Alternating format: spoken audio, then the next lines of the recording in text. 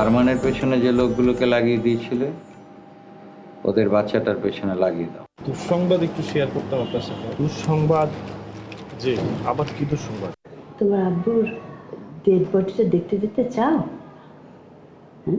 আব্বু dead body দেখতে মানা করেছেন। এই হুন্ডালা ভাই, এই যে ভাই খারান খারান খারান।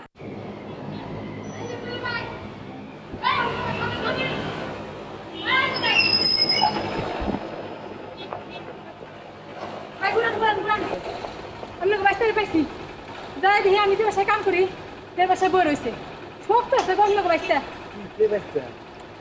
আমি গো বাইরে আইতে ট্রেনের নিচে কাটা পড়ে মরছে না। ট্রেনের নিচে কাটা পড়ছে? কে কাটা পড়ছে? আমনের ভাই রাইতে ট্রেনের নিচে কাটা পড়ে মরছে না, আমনের বাসটা রাইছে। না না, আমার ভাই তো বিদেশে থাকে। আপনারা সকালে আমরা জিজ্ঞাসা করলেন না? না না না না, আপনি তো চিনতেছেন, আপনি ভুল করছেন মনে হয়। কি কয়? আপনারা তো সকালে আমরা জিজ্ঞাসা। না না না না, এর মধ্যে কত কিছু করা ছিল। এই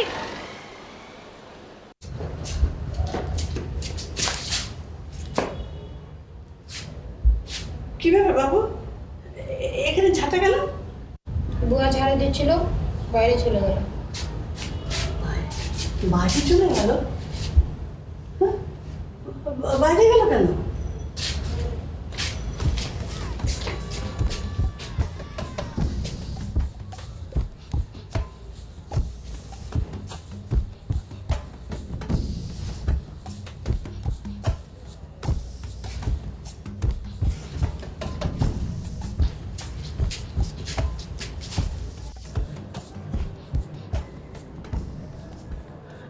আচ্ছা বাবু, তুমি তো মানুষের মনের কথা বুঝতে পারো, তাই না? আমাদের বুয়ার মনের কথাটা বলো তো। বোকার মতো কথা বলবো না। একজন মানুষের মনে অনেক কিছু থাকে, কোন কথাটা জানতে চাও? মানে বুয়া খুব খারাপ মানুষ না, ও ও মনে করে আমাদের ক্ষতি করতে চায়, তাই তো? না।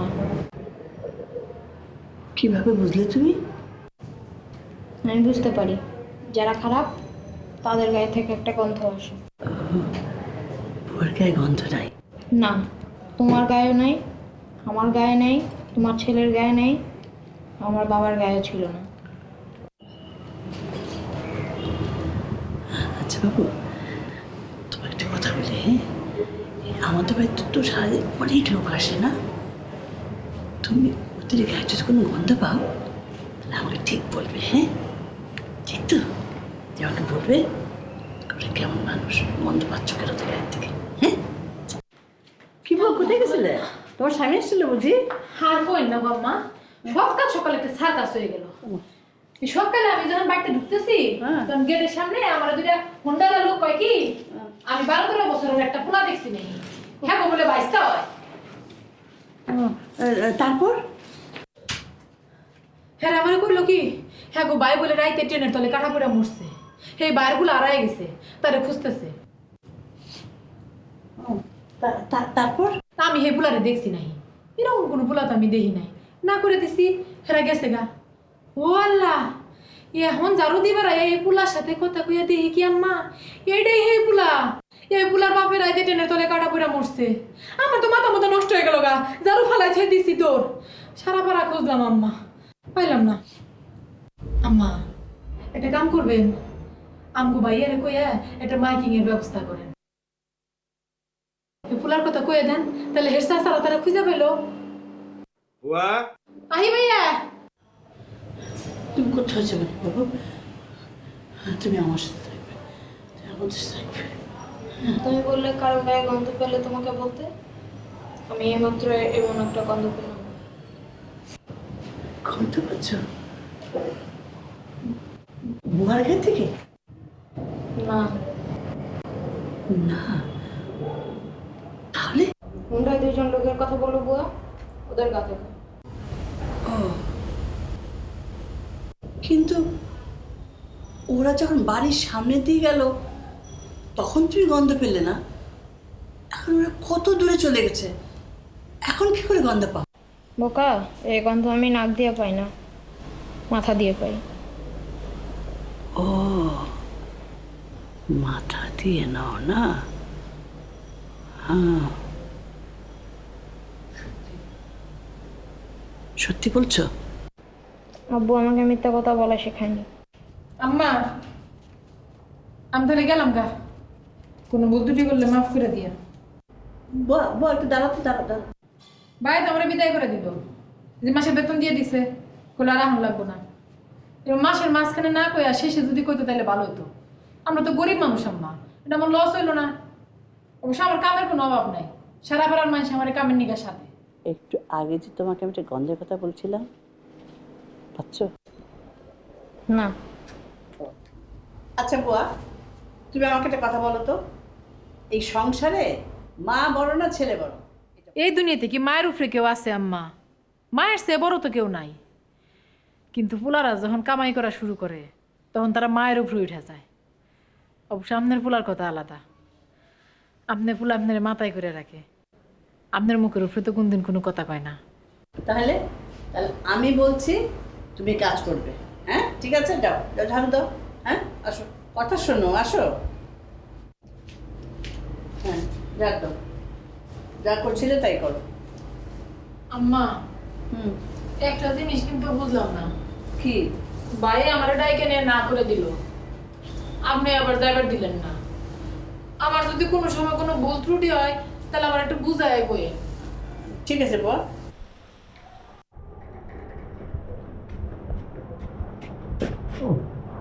বন্ধ বাবু,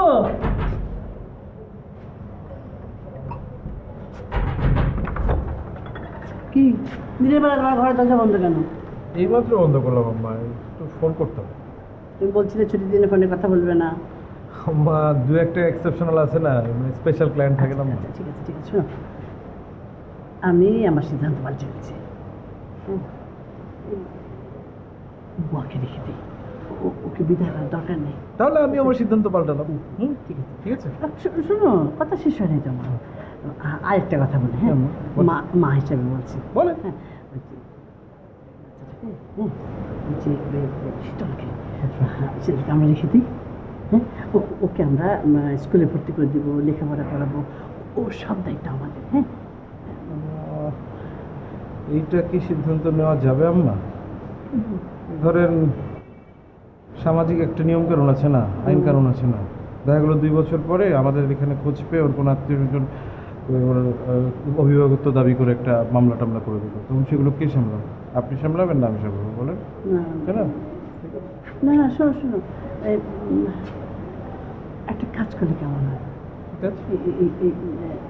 তোমাকে একটা বুদ্ধি দিচ্ছি। হ্যাঁ, আমরা যদি এমন করি,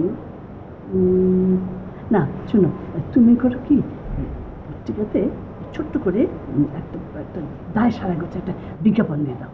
হ্যাঁ, বিজ্ঞাপনটা দিবে, ছবি দিও না কিন্তু, ছবি দিবে না, ঠিক আছে?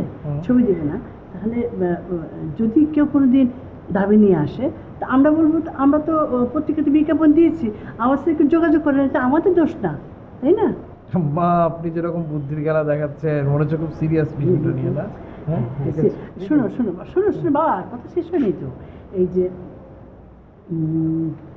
তুমি তো সবসময় খালি ব্যবসায় বুঝলে, মানুষ তো বুঝলে না। এই বাচ্চাটাকে যদি আমরা আমাদের সাথে রাখি না, তাহলে কেউ কোনো দিন আমাদের কোনো ক্ষতি করতে পারবে না। আমার বাচ্চা বাবুর তো কেউ কিচ্ছু করতে পারবে না। হ্যাঁ, তো ও কিন্তু সাধারণ ছেলে না, বুঝতে পারছো? ও কিন্তু সব কিছু বুঝতে পারে। কেমন তুমি তো জানোই কেমন সব টের পেয়ে যায়। ওকে আমাদের সাথে রেখে দিই, তাহলে আমরা তো নিশ্চিন্ত, আমাদের কোনো ক্ষতি কেউ করতে পারবে না। ঠিক আছে?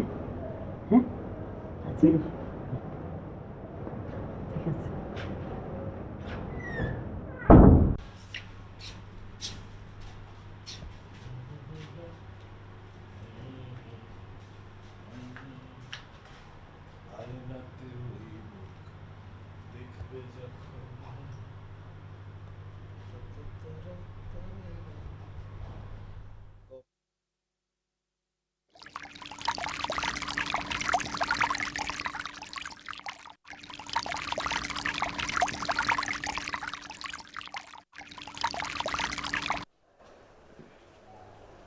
হ্যালো, আমি জ্যাক।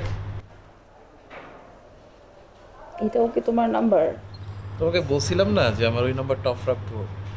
যাক, তুমি মনে হয় ঘুমাইতেছো, আমি পরে ফোন দিই। না না না, হ্যাঁ না, উঠে পড়ছে, এমনি তো দেরি হয়ে গেছে। আচ্ছা, তুমি কালকে রাতে এটা কি করলা? এইভাবে করে কেউ কথা বলতে বলতে ঘুমায় পড়ে? তুমি যে কখন ঘুমিয়ে পড়ছো আমি তো বুঝিও নাই। অনেক টায়ার্ড ছিলাম বুঝছো, সেই জন্যই মনে হয়। টায়ার্ড ছিল তুমি? উফ, আমি কন্টিনিউয়াসলি বক বক করে যাচ্ছি, তারপর একটা টাইমে বুঝলাম যে তোমার কোনো সারা শব্দ নেই।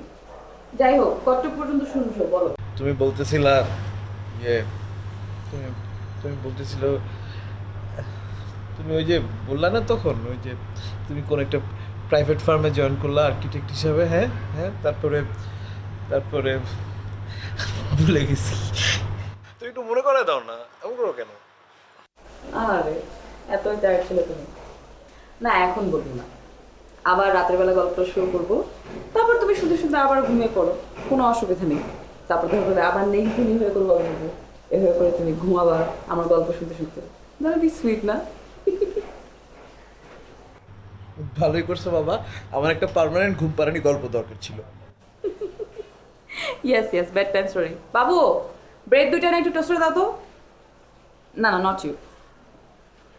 আচ্ছা, তুমি তো বলছিলে আজকে কোনো কাজ করবে না, তো লাঞ্চ করবে একসাথে? লাঞ্চ করব? কোথায়? রেস্টুরেন্টে না বাসায়? Anywhere you like. না বাবা, আমি অত রিস্ক নিতে চাই না, আমার রেস্টুরেন্টই ভালো। ওকে ওকে ফাইন, রেস্টুরেন্টে দুটো, will that be okay? Okay bye. Bye to Jacos. আয়নাতে ওই মুখ দেখবে যখন। তোমার কি মনে হয় পৃথিবীর সবাই বোকা, তোমরা একমাত্র চালাক? কেউ কিছু বুঝে না, তাই না? এটা কি, এটা কি পত্রিকায় যে তোমাদের নিয়ে সেসব কথা ছাপা হচ্ছে, তোমাদের কোনো রিপার্কেশন আছে? তোমাদের ভাই যে মারা গেছে এটা নিয়ে কি তোমাদের কোনো দুঃখ আছে, কোনো চিন্তা আছে? আমি তো তোমার সাথে কথা বলছি, আমার দিকে তাকাও, আমার দিকে তাকাও, আমি কথা বলছি। এই যে ভাইটা মারা গেছে এটা নিয়ে তো তোমাদের কোনো চিন্তা নাই। আমি আমি আমি তো পরিষ্কার যে তোমরা এর সঙ্গে জড়িত। তোমরা খুন করছো ওদেরকে, তোমরা মিলে, সবাই মিলে চাচাকে খুন করছো। ব্যাপারটা ঠিক করনি। তোমার কি ধারণা যে যা করবা তাই থেকে পার পেয়ে যাবা? অত জোরে মেরো না, হাতে ব্যথা লাগবে। আরো ব্যথা লাগবে, আরো ব্যথা। ব্যথা তো তোমরা পাবে, ব্যথা তো তোমরা পাবে। যখন এই সব প্যাচ খুলবে না, ব্যথা তোমরা পাবে। তোমার কি মনে হয়?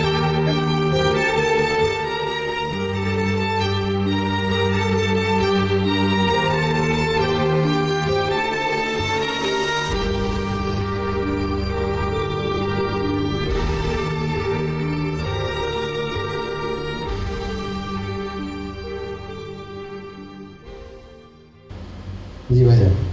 শোনা, তোমার ভাসতে এসেছিল। আমার ভাতিজা না আপনার ছেলে? পত্রিকার ওই খবরটা দেখিয়ে যা তা বলে গেল। তাই নাকি? কি কি বললো? কি বললো তুমি সেটা অনুমান করো, কিন্তু যেটা তুমি অনুমান করতে পারবে না সেটা হচ্ছে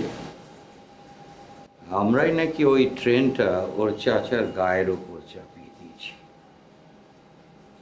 অর্ধেক কথা বলে ওয়েস্টার্ন অ্যাকসেন্টে বোঝাও যায় না।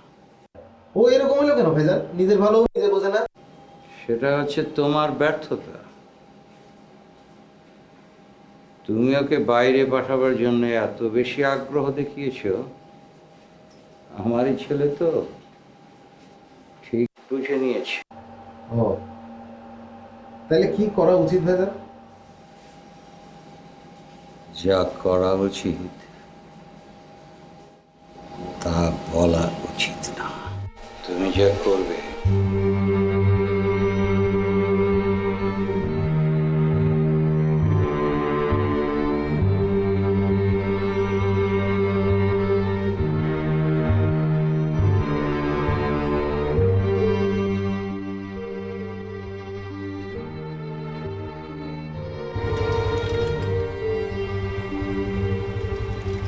নামবেন না, কেউ নামবেন না, কেউ নামবেন না।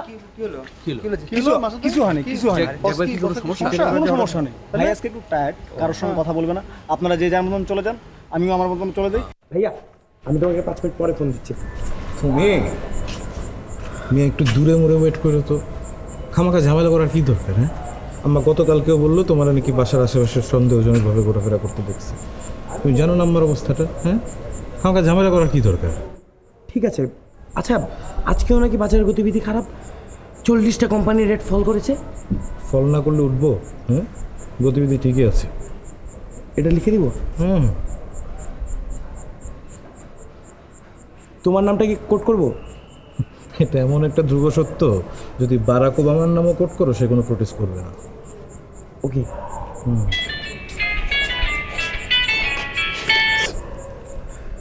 হ্যাঁ, 5 মিনিট পরে জানাচ্ছি। হ্যাঁ ভাইয়া চিফ এডিটর খুব চাপাচাপি করছে চেয়ারম্যানের ইন্টারভিউটার জন্য। নতুন চেয়ারম্যানের ইন্টারভিউটা করে দাও না, তুমি এক কাজ ব্যবস্থাটা করো।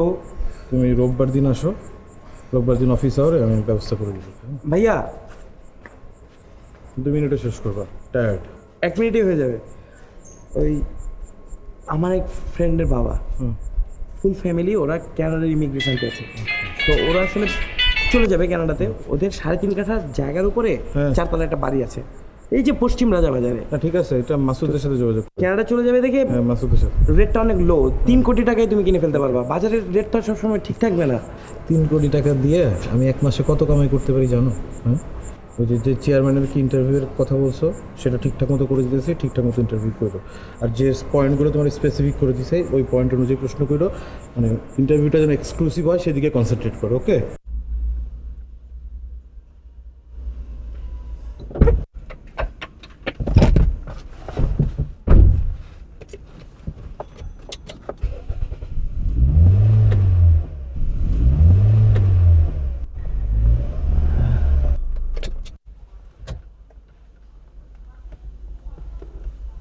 এটা তোমার খালার বাসা না?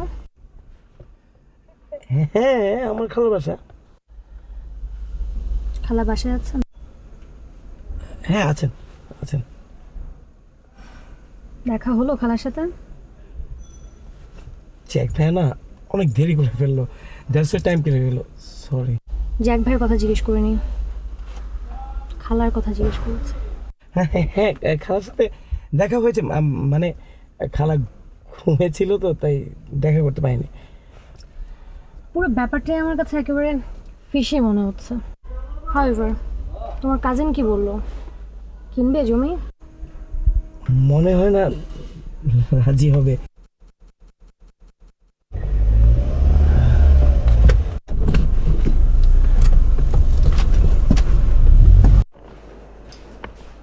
কি বাবু, নিখোঁজ সংবাদকার?